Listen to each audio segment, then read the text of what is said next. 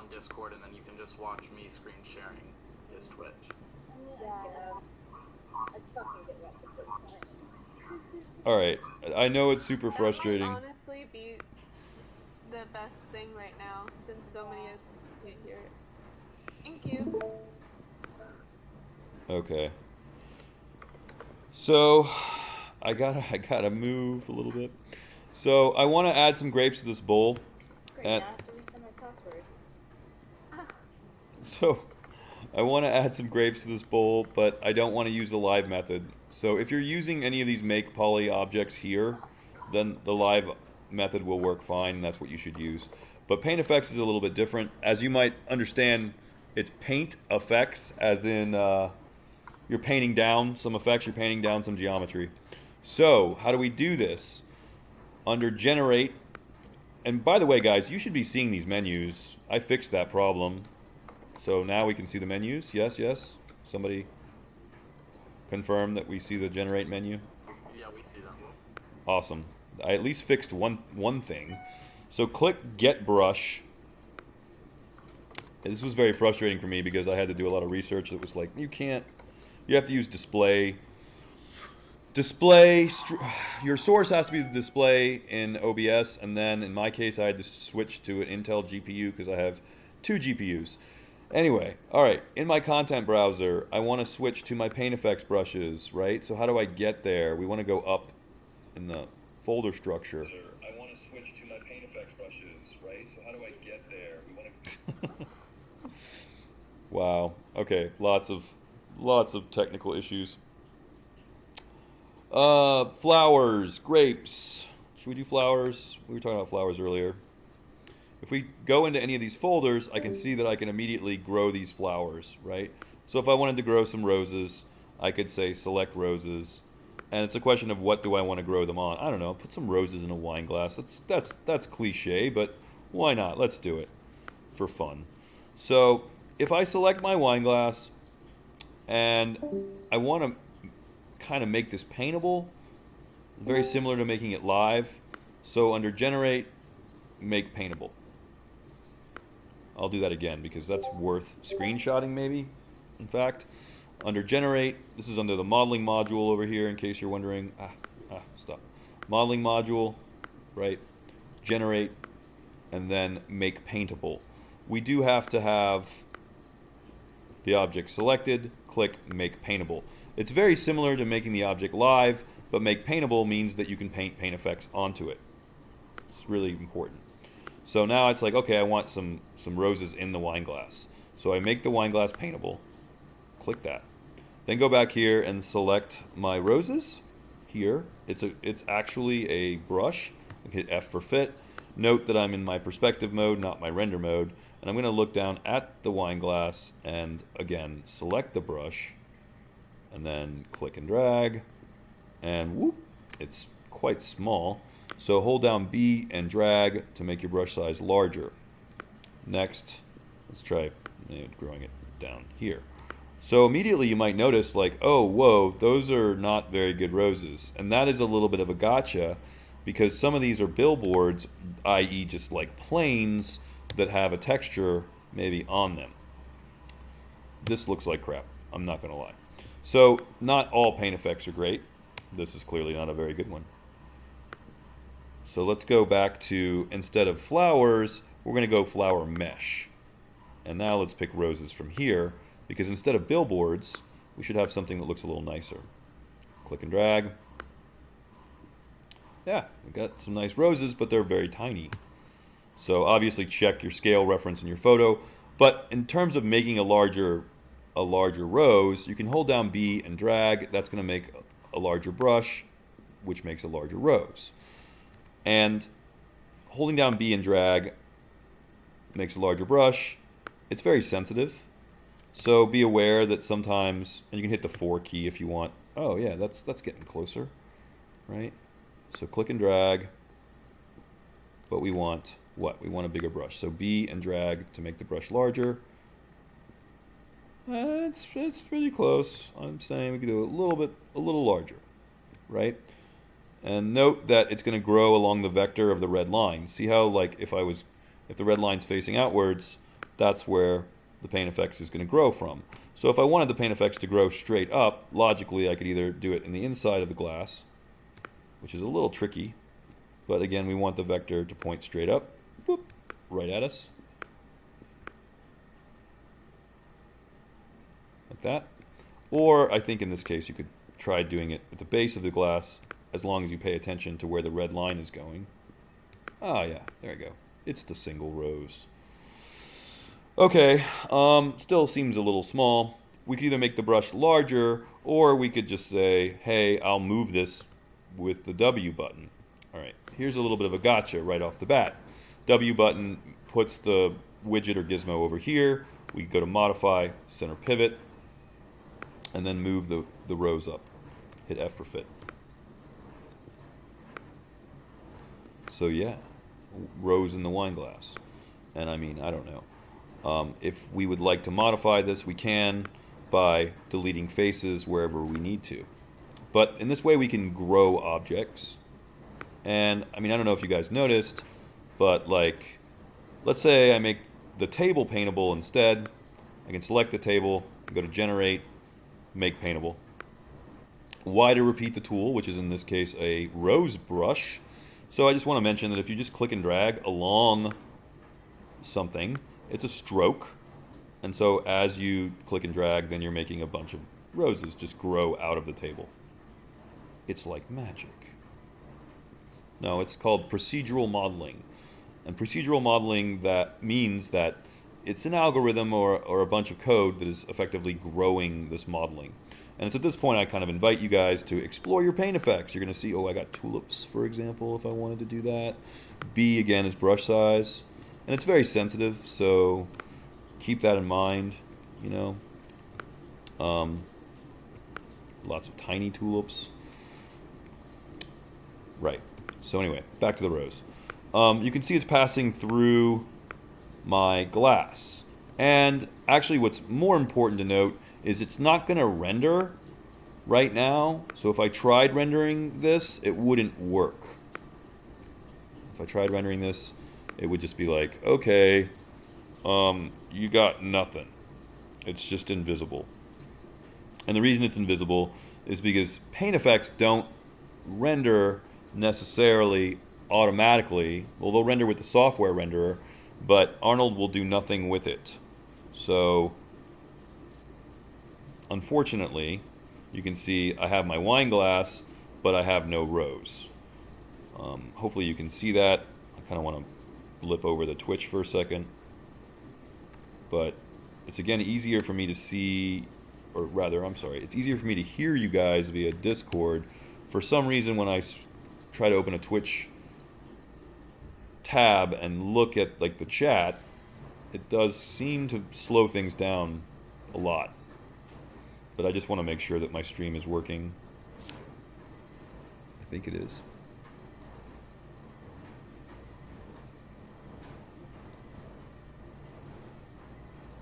So much lag though, it's very frustrating.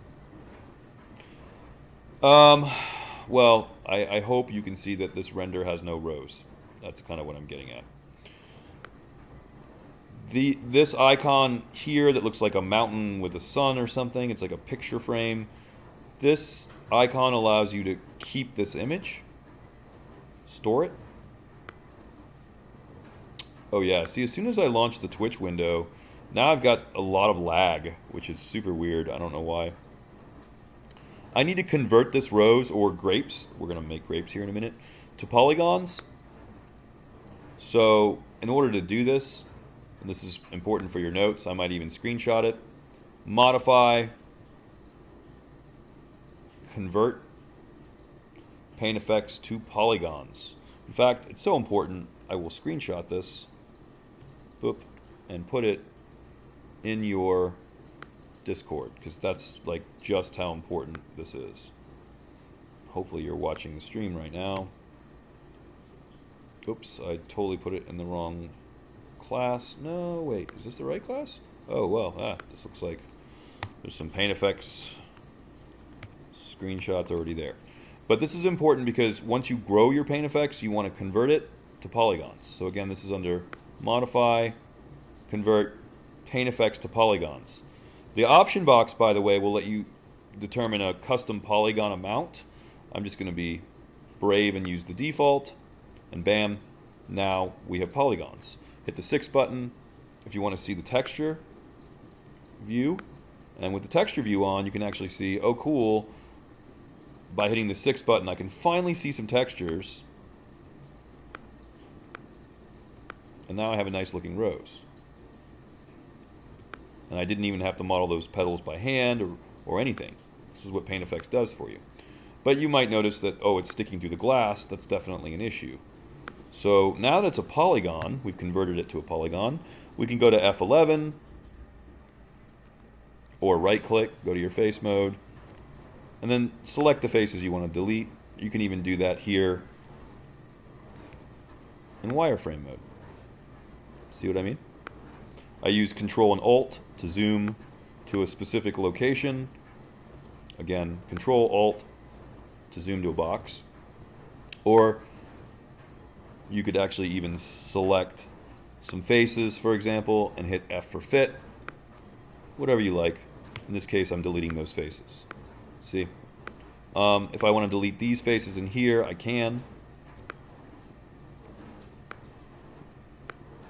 Whoops. Maybe something like this. Hold down Shift. All right. This is where your lasso selection might actually come in handy. It's the second icon on your toolbar, and I feel like the lasso selection here just makes more sense. All right, but now we have a rose. It's kind of cool. And the 6 button again will show you your texture view. Looks pretty nice. I can select the group node over here in my outliner. I can hit Control D for duplicate, and then I could rotate. Now, if your pivot is somewhere weird, don't forget modify center pivot. There it is. And then I can use this to rotate one rose sort of against the other, and use your move, rotate, scale kind of stuff, your 3D transformations, and arrange the two roses a little bit so that, of course, they don't go through the wine glass. And importantly, they also don't pass through each other either. So randomize them a little bit. And here's kind of a cool tip, and we're going to talk, well, this is kind of like going back to something we already covered in class. We could also, if this still looks like way too much of a duplicate, like you can duplicate your wine glasses, and nobody's really going to know that they're obvious duplicates. But if you duplicate this rose, for example, then somebody might be like, that's just exactly the same rose, and that's cheeseball. And you should try to avoid both objects passing through one another, and you should also try to avoid obvious duplications. So you could try scaling, that would be one thing. Or like in this case, you can see the rose is bent. Remember, we have that cool nonlinear bend deformer, and we could throw this guy in there. First, rotate the nonlinear bend deformer so it's basically going straight through the rose. And kind of move it into the rose. I'll minimize my renderer, go to my channel bar, open up my curvature here. If I zero out my low bound, that means that the bottom of the rose isn't going anywhere, and I'm just going to bend the top of the rose. Then I can change my curvature to be, well, you can see the rose is moving, right? So if I said 20 or 30 maybe, 40, I don't know, whatever floats your boat. Gotta stop saying that.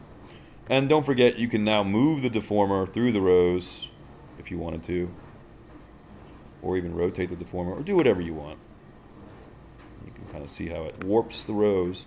But we definitely have two roses that look a bit different now between the deformer, which is one way to do it, or scale, move, rotate also. I think I've deformed that a little bit weirdly. But if I want to keep this shape, right, just delete the history. Don't forget, I hear people beeping. Delete history, Alt-Shift-D. All right. So there's my PaintFX, and they should render now. So now, I don't know, go back to my render camera, over up here, panels, render camera. And now I have some roses in my scene that I can render. And I'll check while I render this. Oh, escape, by the way, will kill your render. Hopefully it doesn't kill Maya. Just tap the escape button to kill your render. Yep, there, I just killed it. It is a little dangerous. Shoot.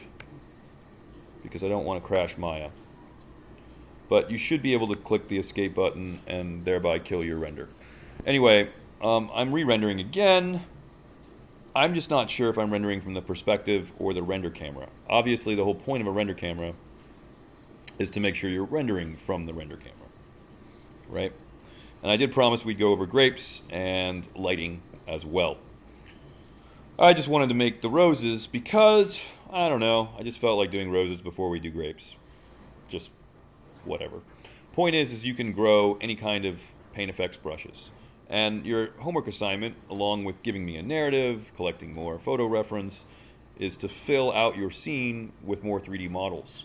And you can grow these 3D models, excuse me, grow these 3D models through using PaintFX, or you can, God, I can't believe I'm saying this, it's a little early to say this, but you can also download models and place them in your scene just by downloading them. Who's got questions for me? Because I want to move on to grapes. Anybody have questions for me at all? Horsefella is amazed, I guess. Yeah, PaintFX is awesome. It's really cool. I love PaintFX. Interestingly, PaintFX have been around since version 4 of Maya. They've been around a while. You can delete the original PaintFX stroke at this point because you don't need it anymore. We have these as polygons.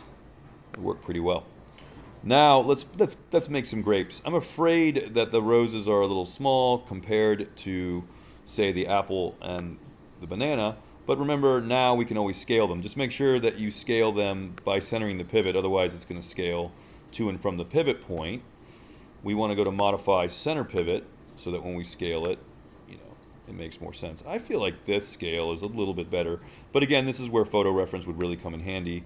And I don't know. Again, use photo reference. This is why. How big is this rose really supposed to be? You can guess all day long, but really until you have photo reference, you're not going to know. Not really. This is why I really insist on photo reference as much as possible. Maybe I'll hide this guy. All right, just with H. That looks a little bit better. I don't know. Arguably. But this is, again, why you need photo reference. Let's make some grapes. Some grapes. Let's go back to our perspective. And you can also click, by the way, under the toolbar if you wish. It's up to you. But we want to make some grapes. So, again, if we were making polygons on the polygon shelf here, then we would want to use the live function with the magnet. But we're not doing that. We're not making it live because we're not growing a sphere, cube. We're not growing primitives. We're growing PaintFX because they're so much cooler than just primitives. So now we select the bowl. We go to generate. We say make paintable. It's the same thing as making it live or sticky. Same sort of idea. Then we want to go to get brush. This is again under generate, get brush. Right? We have these kind of cool airbrush color things, which, by the way, I'm buying it. I've got an airbrush coming in the mail. I'm so excited about it. I haven't used an airbrush since I was a teenager. Oh man, it's gonna be crazy. Airbrush stuff. So yeah, 3D airbrushing definitely. Oh, we've got 3D oils, 3D pastels, 3D pencils, pens. Have fun, guys. Go nuts. Just seriously, have fun with this. I'm not gonna make playing with PaintFX a homework assignment because I'm hoping that you might just have some fun with it. I mean, it can be funny. Like I can grow a snake. I don't know, why not? Hold down B and drag to make a large brush. Click and drag. Oh god, it's a snake. It's really a weird snake. I mean, this is strange. I don't know why you'd want to do this, but oh god, it's a snake. It's so weird. It's really just a tube that it's extruding kind of along the bowl.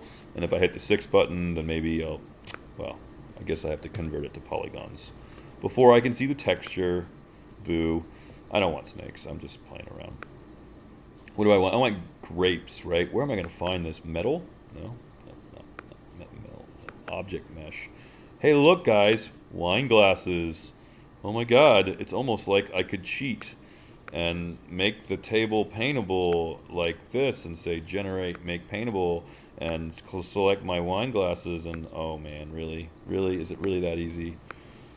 Is that all I gotta do is just select the brush and generate wine glasses? Yeah, I mean, if you wanted to cheat, I mean, you know, be quick and stuff, if you wanted to, like, I don't know, make your models even faster. Sorry, I joke. But yeah, you could do it that way if you wanted to. Oh yeah, we were making grapes. You don't want to make a windmill? Instant windmill? No one? Nobody? Nobody? Nobody? All right, I guess it depends on the narrative, what you're trying to go for with your scene. Maybe you want a little windmill tchotchke thing. Maybe, I don't know. Some pebbles, some rocks, some more goblets. I'm getting off tangents. I'm getting off the subject. I'm trying to find plant mesh. Plant mesh. Mushrooms, grass. No, I don't see any grapes. I see a rubber plant. Rubber plant. You can put a rubber plant in the background. Might be cool. Whoa, that's a big rubber plant. Man. I told you the brush was sensitive. I did mention that. There's a big rubber plant. Big rubber plant. Cool.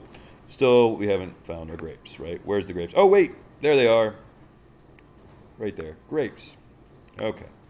So select the grapes. Again, select the bowl because this is what you want the grapes in. Again, go to generate, make paintable. I don't think you can make multiple objects paintable, so that's kind of one weird problem is it's only one object at a time. But the bowl is now paintable. Make sure the brush is selected, and then make your damn grapes. I mean, grapes. All right, let's do it on the top. Is it easier maybe to make the table live first, make the grapes, and then drag them into the bowl? I don't know. You get to decide that, I guess. I think it's easier if I make the table paintable, make the grapes here. Come on. Oh, and don't worry if that happens, by the way. You can also scale these later if they're too big. So what's happening here is the grapes are like going through the table. If I hit 4, I can see, whoa, there are a lot of grapes down there. So that's a little funky, but we don't want too many grapes, so this is a little tricky. Just click and drag a little bit. Oh my god, see all those table grapes growing under the table. That's too much, right? So it's a little tricky, but we just kind of want to click and drag just a little bit because like I've got like multiple clusters of grapes. It's a little funky, but I'll again go to modify, convert PaintFX to polygons. That makes them into real objects. We have this group over here that I can now say modify center pivot. Once I've centered the pivot, then I can hit W for move. And finally we have our grapes. A lot easier than modeling that one sphere at a time. I think you would agree. If you want to model it one sphere at a time, by all means, you know, you can do that. I personally just don't have the time. How are you guys with this? The grapes are found under plant mesh. That is correct. Anybody have any questions? I hear beeping, I feel, like in Discord, but I don't know. Maybe under general chat. Have this issue. Evolve wine glass. Creates the wine glass. Doesn't show up in my perspective camera. You can see the wine glass in all cameras except the perspective. That doesn't make any sense. Click on it in your outliner. You should be able to always see anything in your scene in your outliner. So, yeah. I don't know. I don't know what to say about that. Missing wine glasses. Missing wine glasses. You had too much wine. No, I'm kidding. Let's break this apart. How do we do it? Right now, it's sort of all one thing. So, if you'll notice in your group here, we have the flower, which are the grapes themselves, the leaves, and the stem. If I hit 4, you can really see the stems actually go down in there. So you have a few options here. You can delete all these faces, which actually might be super fast and easy, or you could also, you know, separate this. That's this icon here, or extract. If we separate or extract, that's going to actually break this. At least it's supposed to. Let's try that again. Extract. Oh, I got an error. Oof, didn't like that. Oh, I think it's just if I want to, yeah. If I want to extract the grapes, I just select the grapes themselves, and then I click extract. There we go. That's what I was trying to do. And yeah, now these are separate objects that if I hit F8, I should be able to... No, they're not either. Let's try it again. Extract. It's not one. Oh, there they go. Now it's working. See? Now I can select my grapes one at a time, if that's what you want to do. Right. See? Now I could select these grapes one at a time. Say you were trying to put them in a fruit bowl, and you need to get rid of a few grapes. That's how you could do it. In my case, I'm just going to get rid of all of these grapes. No. Oh, here's a cool tip. Check this out. Right? I select one grape. If I press the up arrow key, the up arrow key is actually going to go up to whatever the top group node is, and the top group node should be the whole cluster of grapes. So watch this. I select one grape, I press the up arrow key, and that gets the entire group. Okay, well, now we see that this is all grouped together, so that didn't help me as much as I'd hoped. But I can still draw a box, or I should be able to draw a box.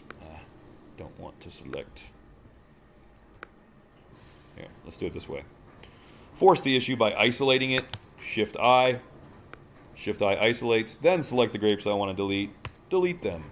Click off the object. Hit Shift-I again. Haha. Let's do that again. Select something you want to fix. We'll say the stems here. Hit Shift-I to isolate. And then now we can delete part of this. If it's not broken apart, you can click Extract. Don't worry if it all goes away again. Just hit Shift-I. Select it. Now you can see, whoa, these are all separate objects now. Right? And they're easier to delete this way if they're separate objects. Much easier to delete. Shift-I again to isolate. Select, delete. Select, delete, or, I mean, at this point, just draw a damn box or lasso around what I want to delete. That should work too. Come on. There it goes. Finally, I can hit Shift-I to get back. I think I might have accidentally deleted my leaves somewhere along the line. So hit the undo button. Where are you, leaves? There they are. Yeah, we don't want to delete that, obviously. I want to keep my leaves.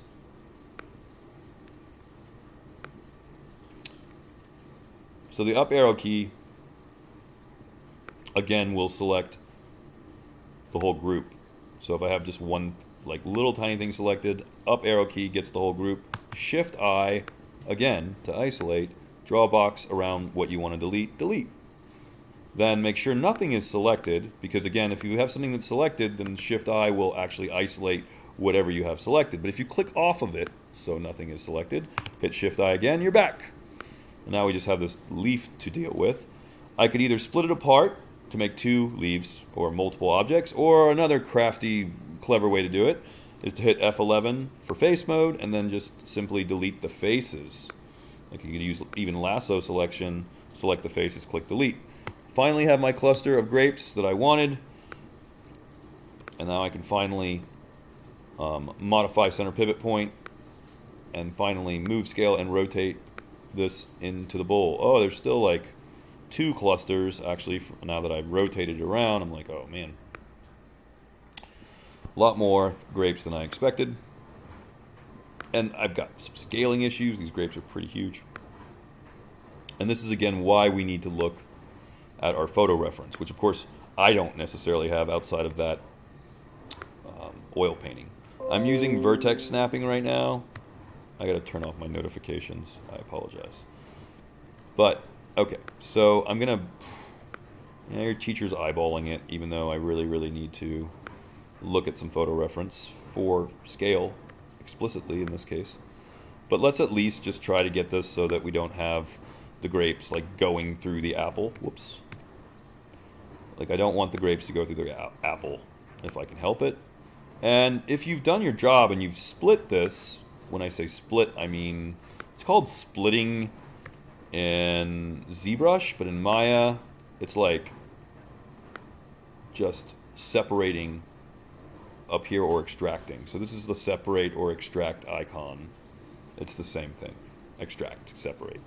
And I think in your drop down, it's going to be right here, separate, combine or separate.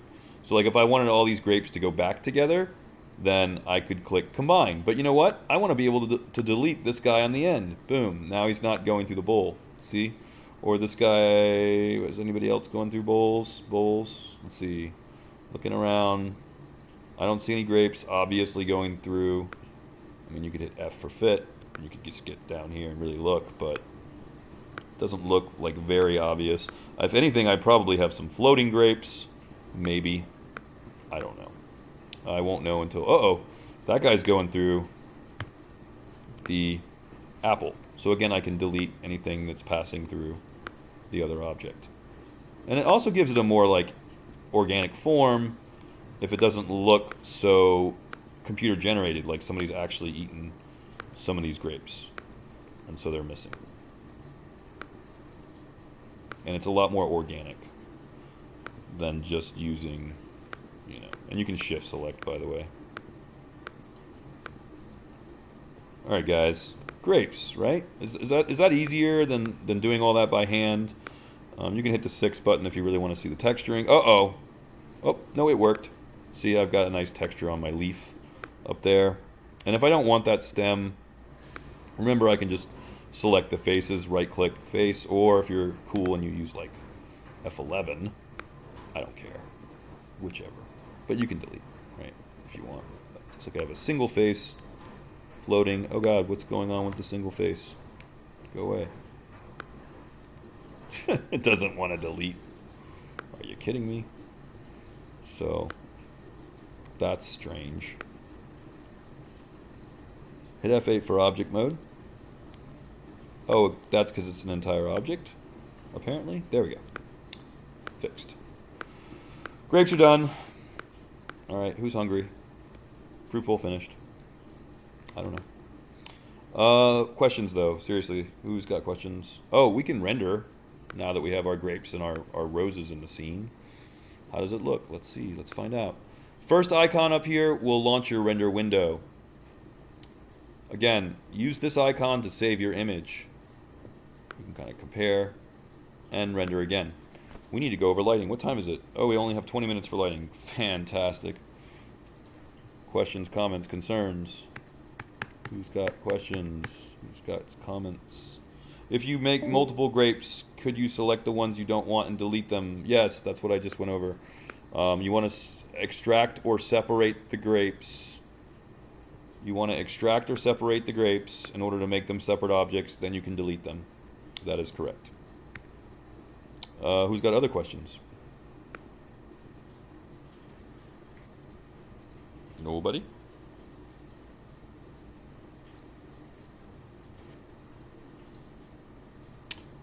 Okay, nobody has any other questions? Come on, you guys. You've got to have some other questions. All right, we got to get back to lighting. So now it's like kind of a question of, well, what kind of lights do we want in the scene here? What time of day is it? All that good stuff. I only have 20 minutes to light. Oh my God, it's very, very little time.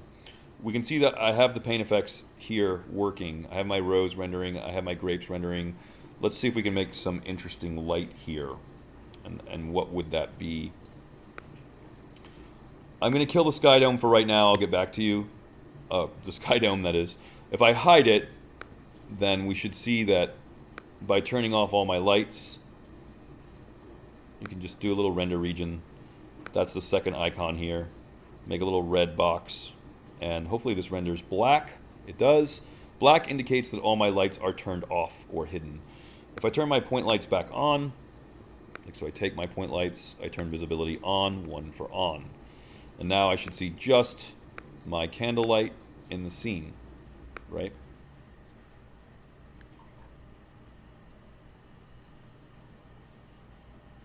So this is just the candlelight in the scene. Okay, great. I'm getting fireflies, so I definitely have sampling issues from that. If we want to use our lamp, we can turn our lamp back on, but I kind of want to do something different. I mean, the point is to explore different lighting options. So I'll turn off the candlelight for now. And I will think about sun or or moon light coming in. Let's go with the sun for right now. And so, if we go to our rendering shelf, we have different types of lights. Traditionally, and also by the way, we have an Arnold shelf with different types of lights. So most of the time we should be using the lights from the Arnold shelf, but I want to start a little old school for right now. So in the rendering shelf is where our old lights live, and these still work. They just have to be tweaked a little bit, like the point light works. Don't use the ambient light, please. This is kind of a no-no. We'll talk about why in a second. But ignore the ambient light and go for the next one, which is your directional light. Directional light is typically what we use for the sun or moon. Move this stuff around in the perspective view. Don't do it in the render view. Your render view should be locked down. Your render view is not going anywhere. Work in your perspective view only. I've got all my other lights off. I hit T for target. So this is one way that I can move my light around by turning on my target. See? It's like a big arrow that indicates a direction. Again, T for target. So if I were to snap my target or interest by using V for vertex snapping, I don't know, to the rose or wine glass. I hear somebody trying to talk. I don't know who's talking. Somebody's talking. Say something. Hello? That sounds really garbled. Questions? Somebody has questions? I don't know. I don't know who that is, but maybe you can type the question in either the general chat right now. Ah, damn it. Sorry. Everything's going crazy. Okay. Either type the question in the general chat or type the question in the Twitch. I would love to hear your voice, ideally, but if that doesn't work, then just type out the question. This directional light, and you can see it's very dependent on direction. In fact, if you turn the target off, like I'll hit Q for select and then E for rotate. This is what I want to show you guys. Watch what happens. I hit the 7 button to turn my light back on. Lighting mode. 7 again is lighting mode. Remember, 4 is wireframe, 5 is shaded, 6 shows off the textures, which now we have some textures, but 7 is my lighting. So now if I select that directional light and I rotate it, you should actually see the lighting is going to change dramatically based on the direction of the light. The direction, it's actually called a directional light for a reason, because the rotation of the light is everything. It's like literally the most important part. In fact, the scale of the light doesn't matter. The position, believe it or not, doesn't matter as much as does the rotation. Anyway, and you can see as I rotate the light, you can see it changes pretty drastically. If I go into my attributes, that's Control A. I can make it this like a warm kind of sunset color light, make it kind of orangish for right now. And the intensity of 1 is, of course, very deceiving. So as I crank up the intensity, it just blows out, completely blows out my viewport. That doesn't matter. In fact, you can ignore that. Not only that, but you can even ignore all of the shadow stuff. Just trust me on this. So don't pay attention to what the slider is doing, because this intensity is lying to you. It's wrong. Don't even look at the 7 view unless it's maybe to change your spotlight penumbra or maybe figure out what angle your directional light is coming from. But really, what's important here, more than anything else, is rendering either from this old school render slate up here, which is what I've been using, so I suppose I can continue to use this because it's a little bit more stable and more reliable. You could also use the renderer that's built in the Arnold shelf, but remember that's interactive. That renderer is interactive, and not only is it interactive, but man, it's like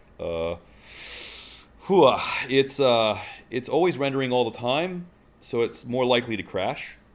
And so if you're already struggling with Maya or struggling with technical difficulties, the interactive renderer is super cool if you have a really fast computer. If you don't have a really fast computer, then that interactive renderer is really terrible because it's so slow and it's going to bog your computer down. But guys, I'm pretty sure this is one directional light I have going. Is that right? Yeah, all my other lights are off. So literally, this is like one sun. It's the sun, right? And this is time of day. I can, again, click this icon to save the image if I want. So this is traditionally how we make a sun. If the sun was directly overhead, then my directional light would be kind of looking straight down, almost like the lamp was in the spotlight. So again, watch what we can do here. Once we save the image using this icon, the save image, re-render again, and now we'll see the shadows look very different because the light's directly overhead. Rule of thumb for your notes: if it's noon or close to noon, 12 o'clock, 1 o'clock, 11:30, 11:45, this is basically what you want your directional light to be doing. You want your directional light to be pointing directly down. Imagine the sun is directly overhead. So I'm giving you the old school way of making outdoor lighting. Always, it doesn't matter if you're in Unity, any game engine, Unreal, Maya, I don't know, pretty much any 3D software is going to use a directional light for your sun or your moon. So it's just a question of changing the intensity of the directional light as well as the color to match your time of day. And by the way, my intensity is only at 4.4, just for the record. Now check it out. Once the rendering is done, then I can compare by sliding this bar at the bottom. So I can slide, this was sort of afternoon versus noon. If you're going to be doing something, and this is keep image over here. If you're going to be doing something that's more like sunset, then maybe the sun is going to be more at an extreme angle. It's going to be more horizontal. Imagine the sun is on the horizon. Then we could really make the color really warm because, again, we're talking about something much more like sunset. So now we re-render. Here's a really good tip. You can draw a box around what you want to render, maybe only half. Click on the second icon, that's your render region. Render region, of course, only renders that half of the shot. This saves on time, guys. I mean, I'm giving you like nuggets of wisdom right now. Really. Look at this. Horizontal directional light. Warm color. Bam. Left side here is sunset. Whenever I say bam, I feel like Emerald on a stupid cooking show. Bam! Sunset, right? Left side, sunset. And like, say we wanted instead something to be more like moonlight. And of course we can keep this image and we can go back and forth, right? So I can compare my renders. So now, maybe we want something closer to moonlight. Moon typically doesn't like go to the horizon like that. Sometimes on a rare occasion, but usually the moon's like up here somewhere overhead, and you're probably thinking, what? This doesn't moon? What are you talking about, moon?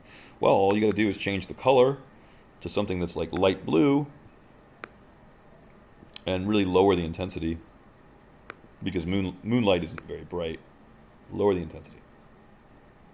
And in this case, actually, it looks like the viewport lighting is matching the actual intensity pretty accurately, which is cool. Then I can click on this first slate with an eyeball. That opens this back up. And let's just render the right side using render region. That again is the second icon. Slate with box around it. That's your render region. The render region will allow you to render just a small region versus the whole thing. This is going to save time. Right? So I'm not always rendering the entire thing. And here's my moonlight. Yeah, it's not super convincing or whatever, but you can lower the intensity until you get roughly the intensity of what you think a moonlit night, bright moonlit light. But like sunset on the left here and sort of moonlight on the right, I probably want to lower this even more for moonlight and really have very dim light. Moonlight is not very bright. But you're getting the idea, and then I can compare my renders by sliding through them from the bottom here. You know? And so now I have a very low intensity, and I could even just draw a very small box around just that, render just that region. This really saves on time, guys. Rendering region, if you have a slow computer, you have an i5, you have an i3, you don't have to wait forever to render, right? Oh, this is looking better. I like the amount of brightness for moonlight now. And again, I can save this image and slide through if I want to compare. Questions? We're running out of time. We're almost out of time. Who's got questions? Anyone? Nobody's saying anything in the chat windows. Boo. Nobody's saying anything in Discord. You guys are killing me. You guys are killing me. Nobody? Wait. General chat? No. Same question about the grapes. I mean, as long as the video is available later, I don't need to ask anything. Well, I know. I'm just used to it being like in a classroom environment where people have questions and I can answer them. But if you're okay with... There's an echo back at me. If you guys are okay with just, I guess, typing out the questions, then I don't have to deal with the echo, even though I prefer hearing your voice. Hearing my own voice echoed back is really weird. So let's just push through the last, 7 minutes really fast. Oh, God, yeah. Super fast, guys. We got to do this fast. So check this out. Go to hdrihaven.com. This is going to be the best advice I can give you for outdoor lighting. All right, let's just pretend for a second this is outdoors. I don't know, maybe it's missing walls or something. Or you're just having a picnic or something like that. If you go to HDRI Haven and you click on their HDRIs, HDRI stands for High Dynamic Range Imagery. Let's go to skies. In a nutshell, this is what you want to plug into your sky dome. So again, ask yourself, if you're having a picnic, is this the sky overhead? Are we going for sunset, sunrise, middle of the day? What's the kind of, the general mood you're going for? I don't know. Maybe this is kind of nice. Dawn. Ooh, pretty lighting at dawn. So if you click this, you should ideally get both an HDR image as well as a background plate, which it does have in this case. That's super nice. That's the key to really making this work. You can even see by their example images why, right? We have a background image, and then this HDR image is going to allow us to light our scene. In fact, I think I've used this one already, but because I'm almost out of time, let's just make this work. 2K is probably fine. Download the 2K HDR file. You could go higher or lower, but I feel like for most people this is the sweet spot. So I'll download the HDR. I know it's on the desktop. That's not good habits, but I only have a few minutes. I have 5 minutes, so I got to make this happen fast. Okay. We're not using a moon in this case. We want to go back to sunlight. So we'll turn the intensity back up. And we can sample the color actually from our HDR. Watch how this works. Make a sky dome or environment sphere. It's the same thing. Sky dome, environment sphere, all the same. This is going to be in your Arnold shelf 1, 2, 3, fourth one. Click the fourth icon. This creates a sky dome. Sky dome by default is white. Go to color. Go to the checker box, which is your option box here. And in this case, you want to feed in a file. The file you want to feed in is your HDR file. So click on File. Then where the image name is, click on the folder. And now finally feed in your HDR image. This is going to be your sky. And it should say .hdr on the end. Here it is. Note that it's a 6 meg file. So it's quite a bit bigger than it would be. See? Ooh, pretty. Very pretty. So the image or the HDR file gets loaded into the sky dome. This does a lot of the lighting for you, but not all of it. Meaning that you should still have this directional light in there for your sun. Now it's kind of cool if I know that's the light of my sun over there, I could actually go to color, use my color picker, and even just pick it from the sky dome. Haha, I sampled the color of the sun. I'll do that again in case you weren't paying attention. Go to the color, go to the eyedropper, and literally just find the color that you want to sample for the sun. I don't know. Okay, so it's very saturated because it's sunset. Let's see what we get. Go back to our render view. I only have 2 lights right now. I have the sky dome, which represents the sky. Oh, what a concept. The directional light, which represents the sun. Boom, sun and sky. This is the way we used to always do it. This is the way you probably should still do it. Most likely. For outdoor rendering. One more render. Do I have time? Oh, I have 2 minutes. Here we go. Let's see if we get some nice lighting out of this. Now, what you might want to do is turn down the intensity on your sun. And believe it or not, there's also an intensity slider or intensity attribute for your sky dome. This, I think, is going to produce very nice lighting. In fact, I can see it's producing nice lighting. And you're probably saying, but that's for outdoors. What if I'm not doing a picnic? Good point. Well, you could still do this, but maybe you would want to make a wall to shine the sunlight through a window, for example, right? Autodesk actually at this point still recommends that you put a sky dome in your scene no matter what, because that's kind of your environment that's going to be emitting light from all directions. Hopefully you can see this render. I don't know if you can, but we're getting this nice pink light from the HDR and also from the sun. What's important for you to note right now is none of the shadows are black, but they're actually filled in with the light from the sky dome. So the sky dome produces your fill light, the sun produces your key light, or is the main source of light if you want to think of it that way. And if you're confused about this, remember you can save this image and we can compare. I mean, look how much worse. This is just like one light, right? This is just one spotlight, I believe. Oh no, this is a directional light. So one directional light for the sun produces very harsh shadows because again, there's no fill light. Once we add a sky, note that now the sky is filling in the shadows, so they're not pure black. And again, you can turn this down by selecting the sky or sky dome and changing your intensity. So if you wanted like 0.3, 30% for your intensity. If you start to see the noise here and the sampling, change your sample from 1 to 4, and I guess we're basically at the end here.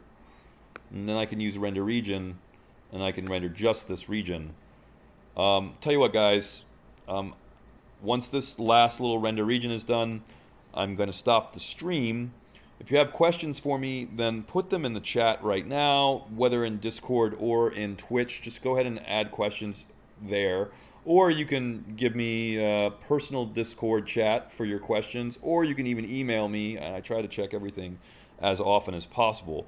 But this is how you would, for example, make some outdoor lighting for sunset, right? You'd pick a sky dome and pick an HDR, which represents sunset. That's going to give you your fill light or light from your sky. That's still not your main source of light. Your main source of light is from the sun, don't forget. So you should be using a directional light. If it's noon, the directional light should be pointing straight down. If it's sunset, the directional light should be at an extreme angle. Think about the horizon and the sun at the horizon line. And if you do both things and play with the intensity, you should start to get a pretty nice sunset for outdoor lighting. Hopefully this all made sense to you guys. Since I can't hear you talking, it's pretty disconcerting from a teacher's standpoint not to hear people talking. I'm still not used to it. But you can always render region, like I said, so draw a box around what you want to render as a region. And you can see how every time I do this, click the second icon here with the box around it. And this should save you on rendering time. So for those of you guys, again, that have i5s or i3s or are really struggling, this should really save rendering time. I guess that's it. I need to check questions. I hear some beeping. And classes, oh God, yeah, we're over time. So I guess I'm going to stop the stream here. And hopefully this helped you guys.